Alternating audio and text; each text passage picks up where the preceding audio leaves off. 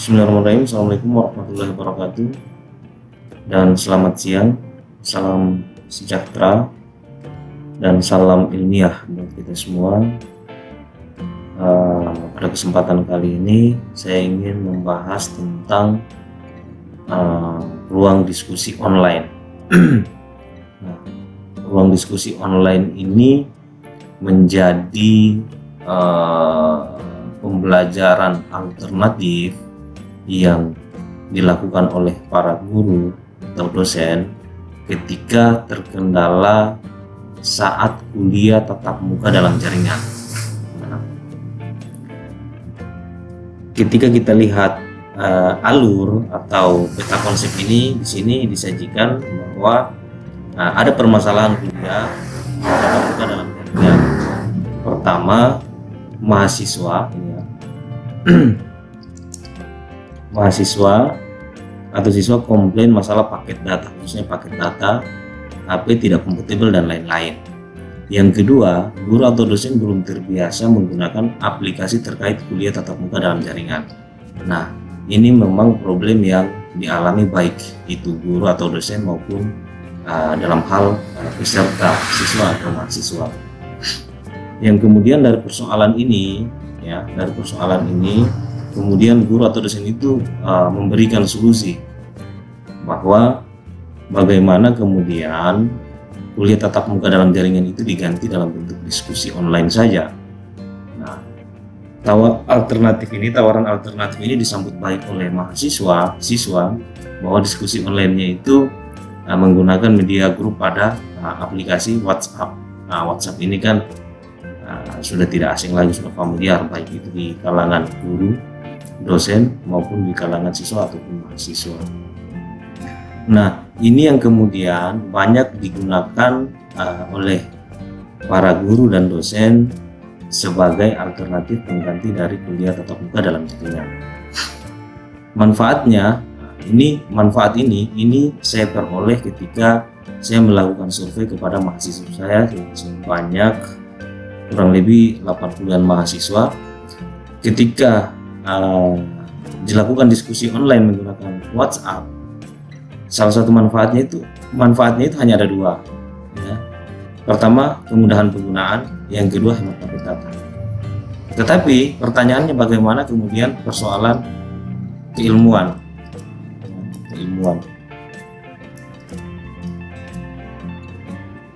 kemudian wawasan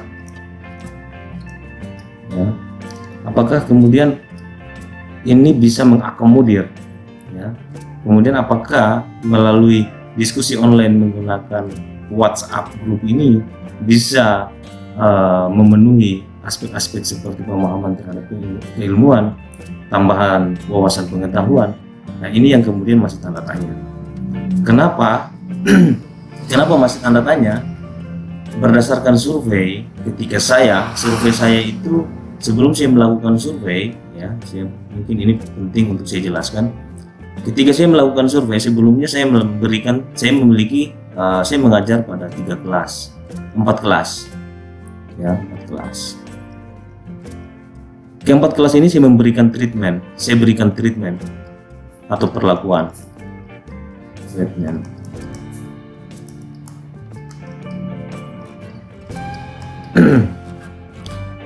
Treatment pertama itu kuliah tatap muka dalam jaringan.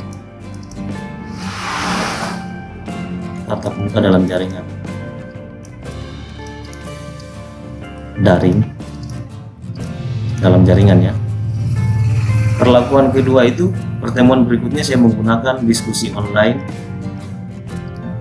online menggunakan Padlet.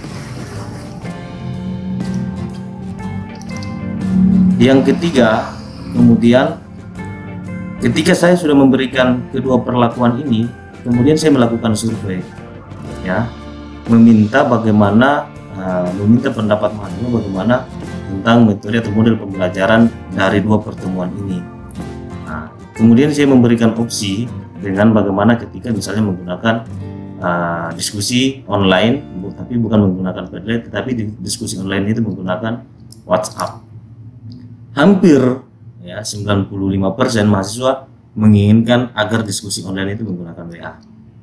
Nah, kemudian pada pertemuan berikutnya saya menggunakan diskusi online menggunakan WA. Ketika diskusi online menggunakan WA, saya setelah itu kemudian melakukan survei lagi, Hasil survei itu kemudian saya peroleh informasi tentang kelemahan-kelemahan dari diskusi online menggunakan WhatsApp group.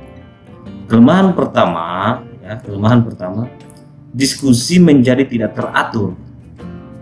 Ya, mahasiswa harus scroll ke atas dan ke bawah untuk melihat alur diskusi. Begitupun dengan guru ataupun dosen. Kelemahan yang kedua, struktur berpikir mahasiswa menjadi tidak teratur, sehingga mahasiswa mengeluh tidak mendapat apa-apa saat kuliah online. Ya. Yang ketiga, semua file yang dikirim atau diupload dalam WA Group itu berpeluang menambah beban penyimpanan pada HP siswa. Jika pengirim file menghapusnya dengan tidak sengaja, maka file itu akan terhapus untuk semua. Kelemahan yang keempat, ya, hasil diskusi tidak bisa dijadikan file untuk arsip materi. Selain itu, tetap juga membutuhkan paket data yang berlebih karena harus mendownload dan mengupload file. Kelemahan yang keempat, kesulitan saat melakukan presensi, ya, tumpang tindih antara yang satu mahasiswa yang satu dengan yang lain. Kesulitan merangkum hasil diskusi, lebih banyak pesan-pesan yang tidak penting saat perkuliahan berlangsung.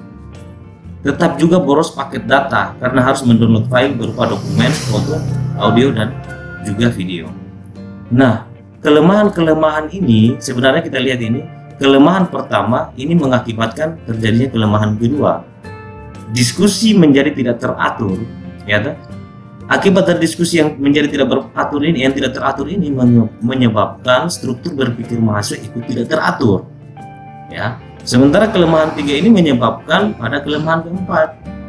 Ya, file yang dikirim dan diupload itu, ya, file yang dikirim dan diupload ini menyebabkan kelemahan keempat, yaitu pertama pada kebutuhan paket data ini menjadi berlebih karena ini. Nah, file itu dikirim dan diupload juga dan mahasiswa itu harus mendownload juga. Ya, jadi data ini tidak serta-merta kemudian saya sajikan, tetapi ini saya sudah melakukan survei terlebih dahulu. Nah, dari sini kemudian yang paling penting itu apa solusi ketika saya sudah menyajikan data ini. Maka solusinya saya memilih harusnya diskusi online itu kita hasil diskusi itu tidak hanya kemudian terlewatkan begitu saja, tetapi bisa diekspor menjadi satu file yang bisa diarsipkan, bisa dibuka oleh mahasiswa di kemudian hari saat kemudian untuk persiapan ujian tengah semester atau ujian akhir semester nanti. Mungkin banyak yang bertanya, ya, ketika melihat video ini, tampilan yang saya gunakan ini, peta konsep yang saya gunakan ini adalah sebenarnya gambaran diskusi mahasiswa, ya, mahasiswa saya ketika saya menggunakan Padlet. Jadi tampilan yang menarik ini hasil dari Padlet. Nah, Padlet ini. Oke.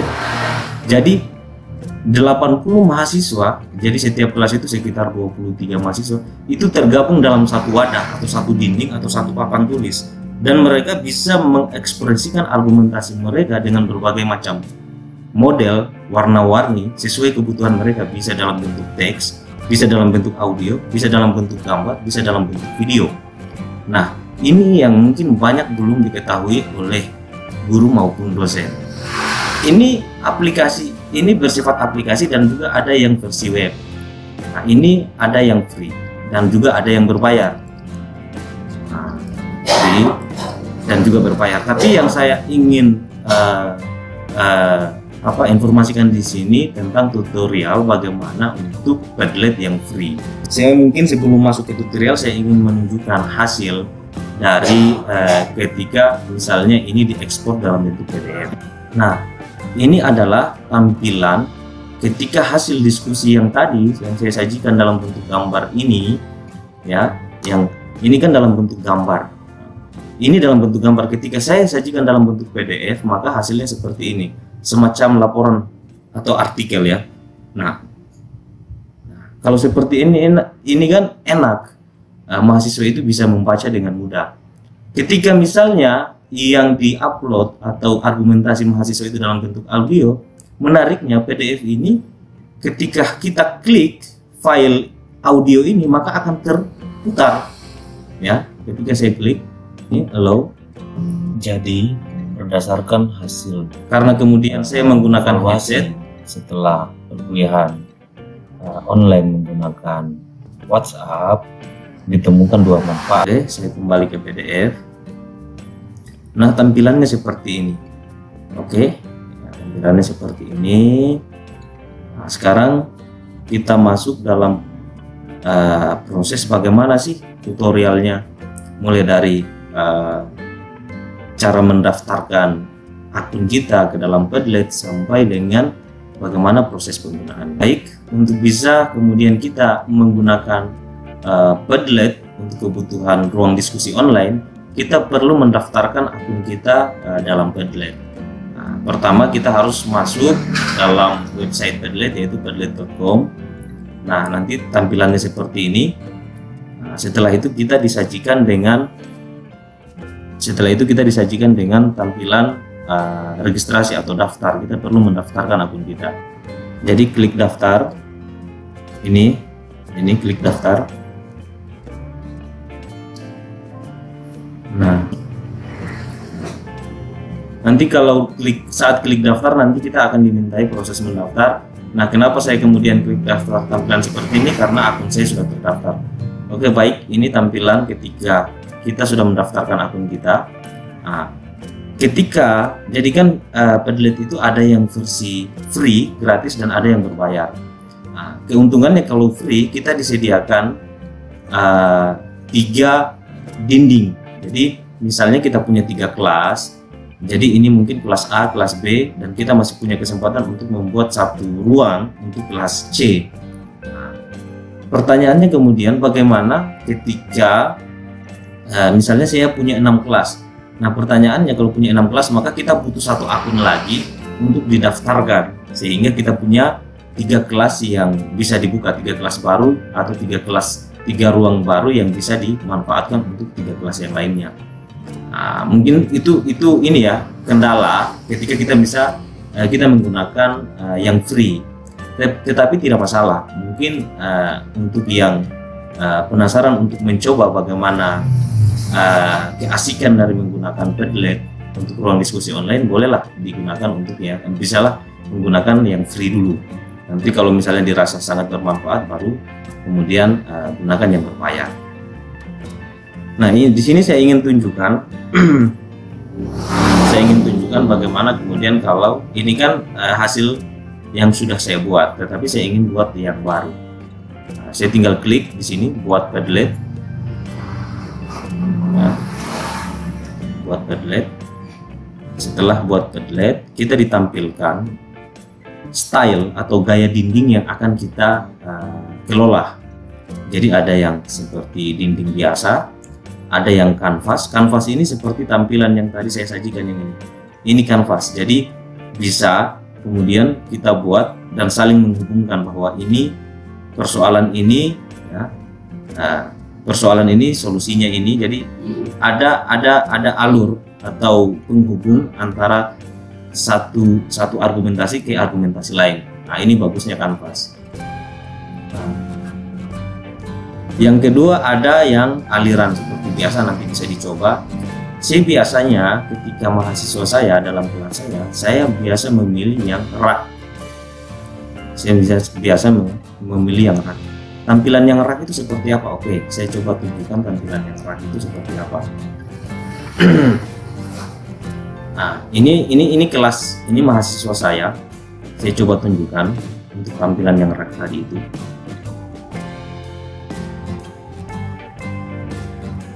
Nah, saya coba geser.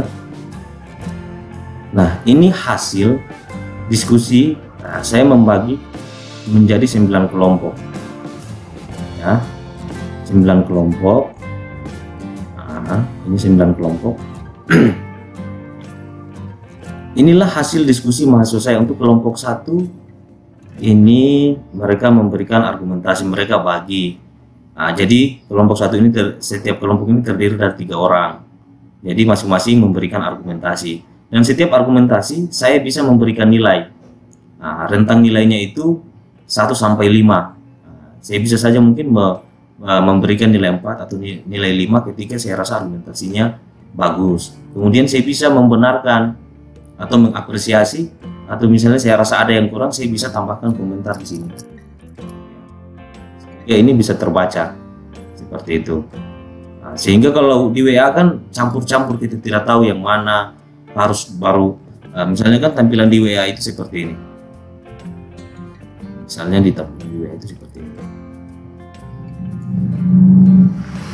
Diskusi di WA itu kan tampilan seperti ini, ada chat seperti ini.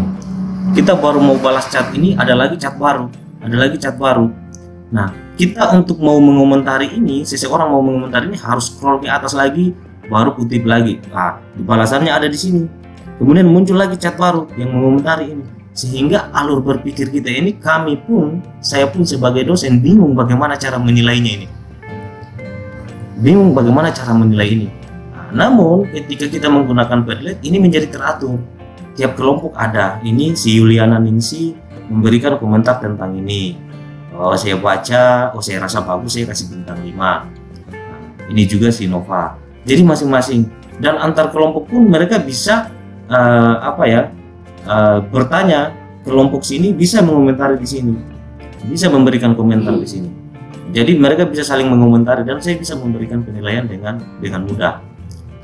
Hasil ini, pertanyaannya hasil ini kemudian bisa diapakan? Nah, hasil dari ini, misalnya saya mau jadikan dalam bentuk gambar. Ini saya tinggal klik sebar, ya. Saya tinggal klik sebar. Kemudian saya simpan sebagai gambar, simpan sebagai PDF. Ini contoh yang tadi biasa saya gunakan rak. Kali ini saya ingin coba membuat dari awal, ya, dari awal. Di sini kalau untuk buat dari awal, pertama klik buat Padlet, nah, kemudian kita pilih, saya pilih yang tadi ya, yang rak, pilih. Nah, ini backgroundnya macam-macam, ini bisa diganti ya. Oke, bisa diganti. Nah, rak megah saya ini bisa diganti, dan ini dibuat dengan permohonan pada bintang juga, ini bisa diganti. Biasanya di kolom judul saya tuliskan dengan ini 19 PGMI 1 ini untuk membedakan dengan kelas. Kemudian judul diskusinya tentang apa. Nah, untuk uraian biasanya instruksi, silahkan apa, silahkan, nah, titik-titik nanti diatur. Kemudian saya mau ganti wallpapernya itu boleh. Misalnya kita mau ganti yang lain, nah kita sudah disiapkan. Ada banyak gambar yang bisa dimanfaatkan. Saya biasanya menggunakan netbook atau yang banyak hijau. Seperti itu saya lagi. Setelah itu saya perlu menampilkan author ketika mereka berkomentar, memberikan argumentasi, dan saya perlu juga kesempatan untuk mereka saling mengomentari komentarnya. Dan reaksi ini, ya ini sebagai kita mau pilih apa, suka atau nilai atau bintang. Saya biasanya menggunakan bintang, tapi tergantung masing-masing. Nah, ya, saya biasanya bintang. Nah, setelah itu ketika sudah, maka ini tinggal klik lanjut, maka kita tinggal start posting. Mulai. Biasa di sini kan ada 2 ini. Nah, di sini ini untuk judul kolom. Misalnya kelompok pertama saya biasa kasih sekasa. Kemudian apa judulnya, materi tentang kurikulum tentang pendekatan.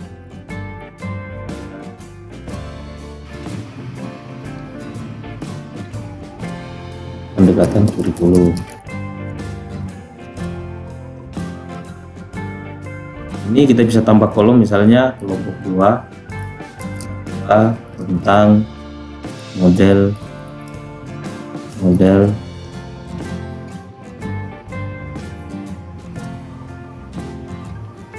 model pengembangan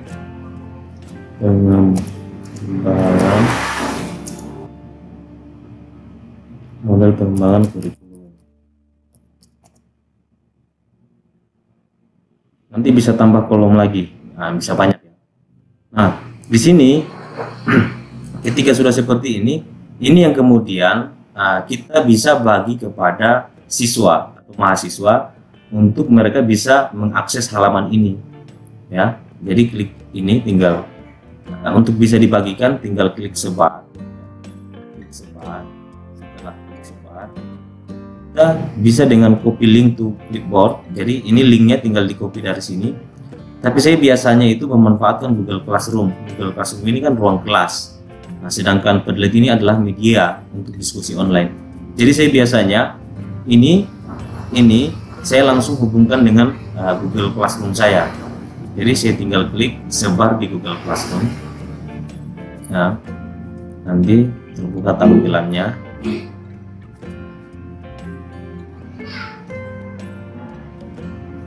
Nah, setelah itu saya tinggal ganti akunnya karena bukan akun ini yang saya gunakan. Ya, ini.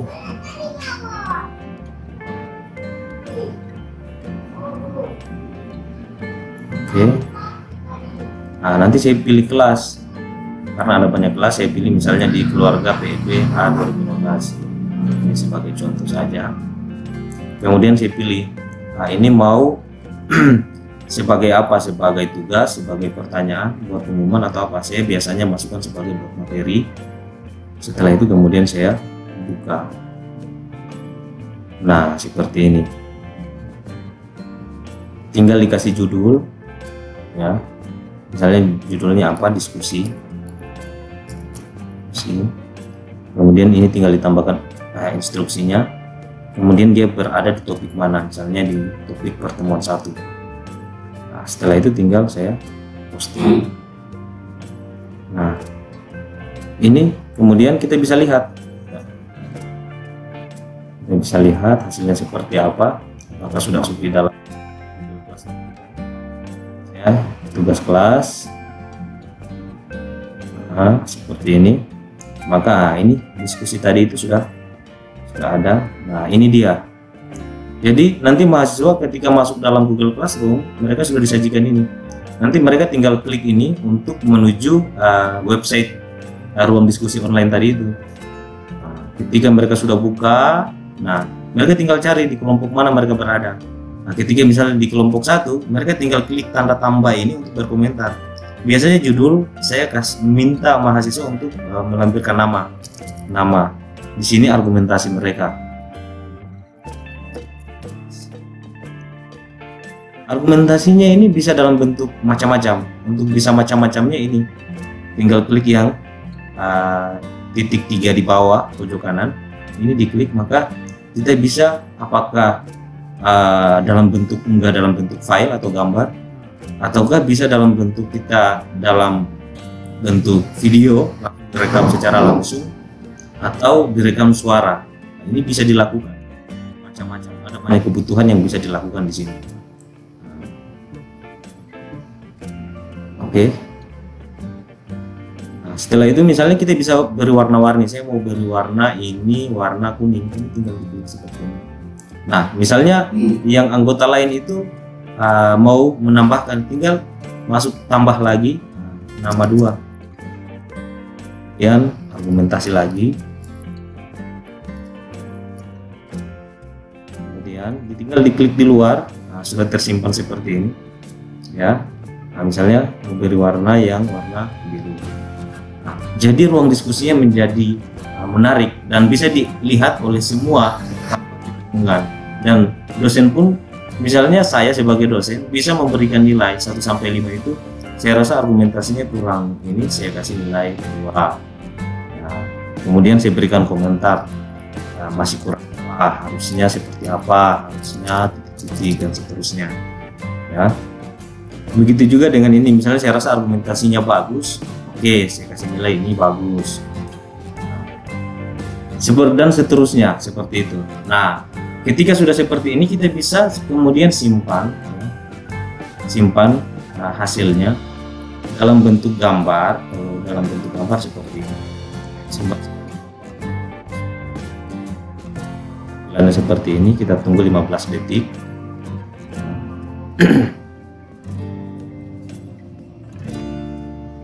Nah, hasilnya seperti ini. Nanti ini file ini bisa di-download dan disimpan ke Google Classroom kita, ya, Google Classroom kita, sehingga bisa diakses oleh mahasiswa kapan saja, gitu ya. Atau misalnya kita mau simpan dalam bentuk PDF. Nah, ini tinggal simpan sebagai PDF. Nah, kita pilih ya. Buat saya misalnya di sini saya tetap A4, kemudian cetak PDF.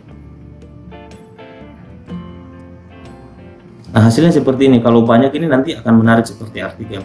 Nah, ini tinggal di-download, kemudian bisa dibagikan di dalam grup WA, atau kemudian bisa disimpan di Google Classroom kita. Ya, misalnya bisa disimpan di dalam Google Classroom kita. Jadi sehingga mahasiswa itu bisa mengakses kapan saja. Jadi diskusi itu biasanya kan pada umumnya ya diskusi hanya suara yang terdengar kemudian hilang. Tetapi mahasiswa tidak pernah bisa merangkum hasil diskusi itu secara rapi. Nah, Padlet ini menawarkan itu, bahwa hasil diskusinya itu bisa ditampilkan secara menarik, ya, bisa ditampilkan secara menarik, baik dalam bentuk gambar maupun dalam bentuk PDF yang seperti artikel-artikel ilmiah, seperti itu. Mungkin sekian tutorial dari saya. Semoga tutorial tentang Padlet untuk kebutuhan ruang diskusi online ini bisa bermanfaat untuk Bapak Ibu, untuk kebutuhan pembelajaran di kelas, dan tetap jaga kesehatan. Semoga wabah virus corona ini cepat berakhir dan kita bisa kembali beraktivitas seperti biasanya. Oke, sekian tutorial kali ini saya akhiri. Assalamualaikum warahmatullahi wabarakatuh.